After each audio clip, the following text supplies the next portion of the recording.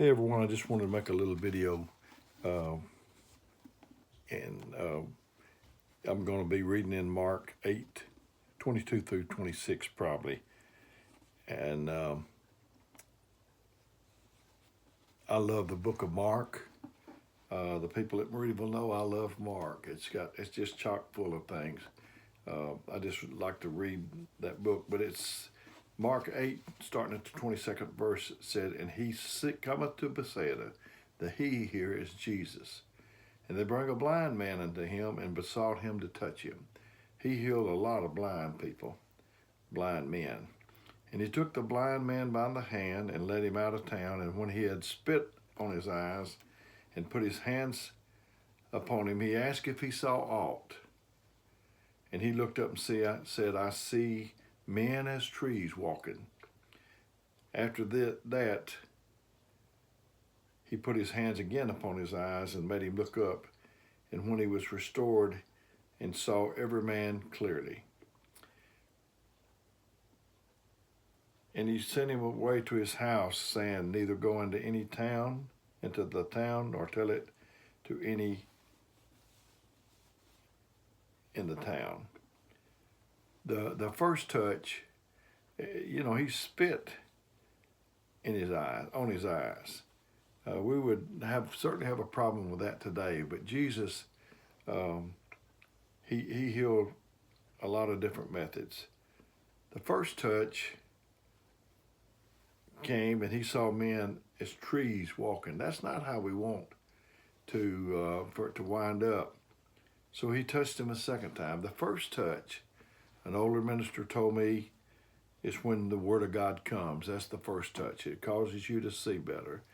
The second touch comes when you obey the Word of God, when you put it in your life. That's the second touch. Just hearing it won't clear you up, but when you start to obey it, it clears you up. I know when you take an eye test, they'll rotate that little thing, say which one's better, this one or this one or two, or whatever they do. And they just keep on going until they get it at the best. You can have sight, but no vision. Helen Keller said that. You can have sight with no vision, and we've got to have our vision. It said, without a vision, where there is no vision, the people perish. I think that was Proverbs 29:18. So we need vision, and we need vision in our marriage. We need vision in our church. We have a communication gap sometimes. The husband and the wife, they speak different languages.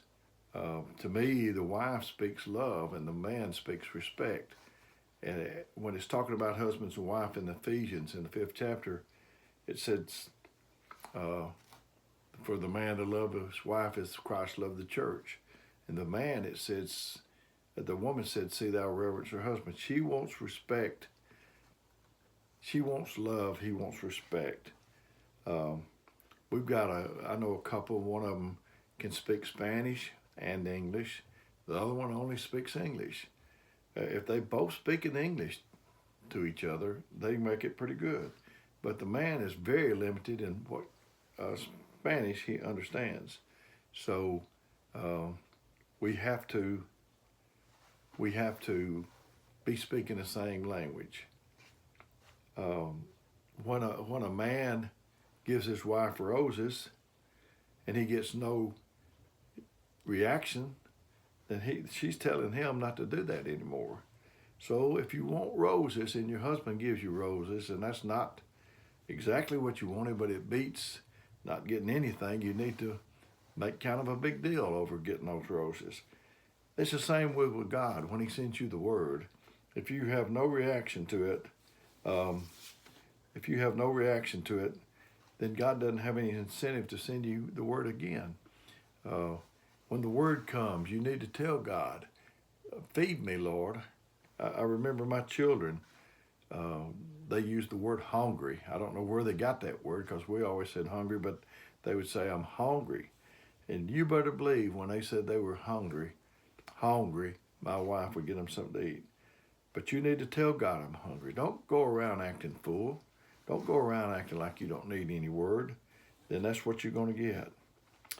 Nagging don't work. I know I'm kind of on this, that, and the other, but I think all of this, if you'll listen, could probably help you. Nagging don't work.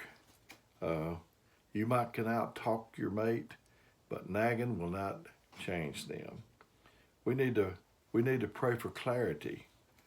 We need to pray for that second touch. So I hope you enjoyed this today. As I said, when that word of God comes, that's the first touch. But you need that second touch. You need to be hungry. You need to be asking God to send you the word. I told on another broadcast, once I went through a real dry spell at Meridianville, and I couldn't, I went to church, I saw the hungry faces, but I had nothing. And I started begging God. I mean, I didn't just start begging him today and the answer came the next day. I started begging God. And I was begging him to send the word of God to those hungry people. And when God heard me, I had a little vision, and I went to the refrigerator, and there was milk just pouring out of it. Just the bottles just started, jugs just started pouring out of the refrigerator.